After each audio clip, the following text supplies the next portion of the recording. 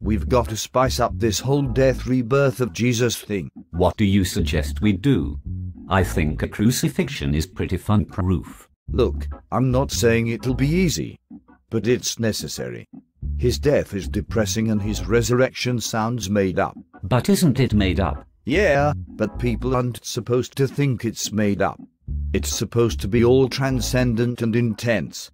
Like a Pink Floyd concert. What's Pink Floyd? Never mind. Back to the task at hand. I was talking to some of those hippies that live in the woods the other day. They told me about this sweet fertility festival they have around this time every year. Hippies? You mean pagans? They worship female gods and prance about. They also like to fuck each other outside of marriage.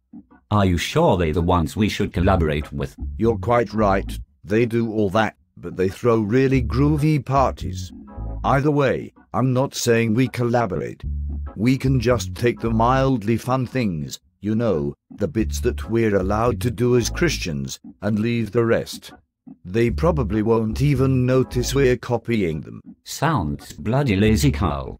It also sounds like we can't take much from them. So what? We eat a big dinner?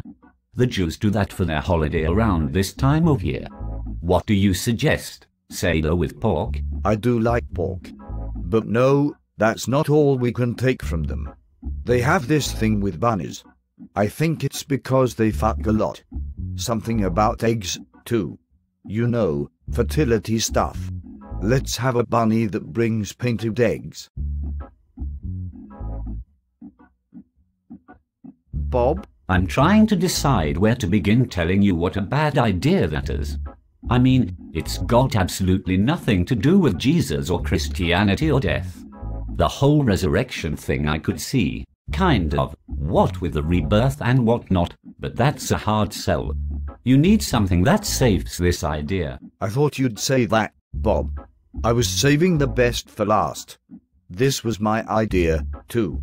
We target the whole bunny/egg thing toward kids. We include candy in the basket of eggs the bunny brings. In the process, we tell the kids all about Jesus and his otherwise terribly morbid death and completely questionable rebirth. After a couple of generations, people will just think it's natural. Bollocks, Carl. That's so crazy it's got to work.